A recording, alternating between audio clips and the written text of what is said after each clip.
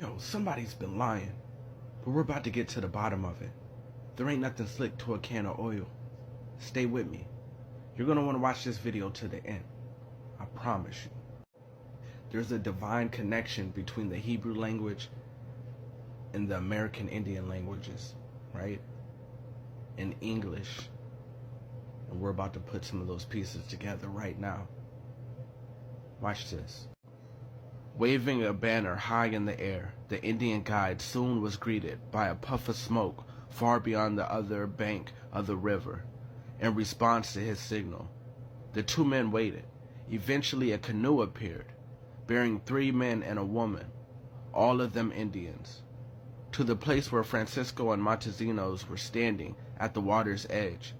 The woman got off and spoke to Francisco in an Indian tongue that Montesinos could not understand, although he could perceive that he was being identified in the conversation.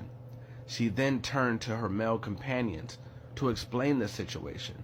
Upon hearing her words, they rose, went over to Montesinos, and, to his utter astonishment, said, "Shema Yisrael, Adonai, Eloheinu, Adonai Ehad.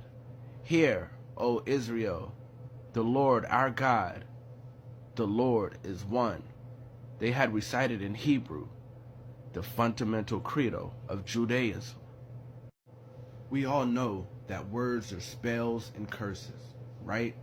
And we know that the English language is full of spells and curses.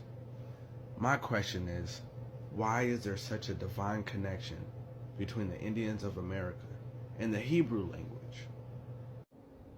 Are you aware of the Book of Mormon? The thing about a puzzle is there's different pieces scattered everywhere, and you have to bring them all together to get the bigger picture.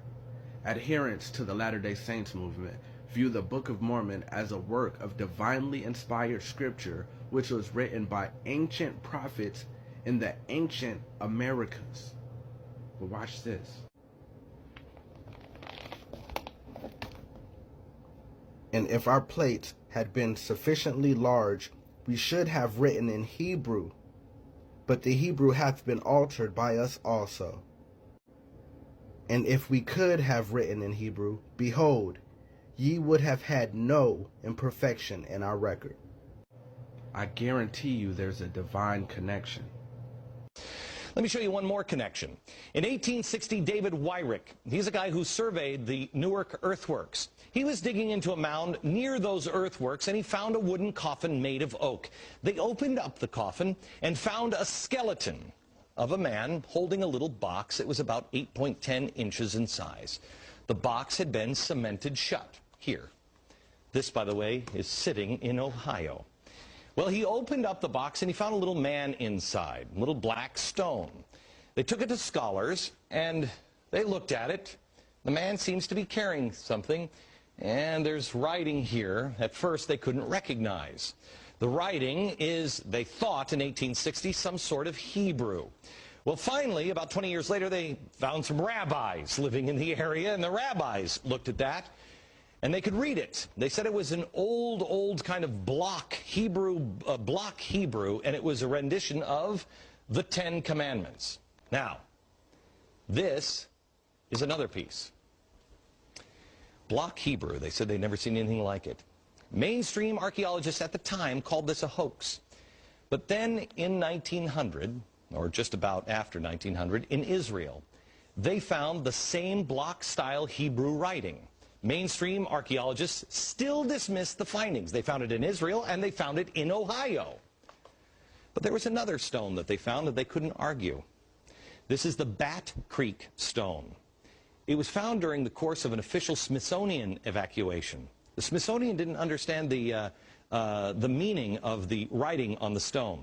They thought it was Cherokee, since it came from Cherokee country. They didn't realize that it's actually Hebrew.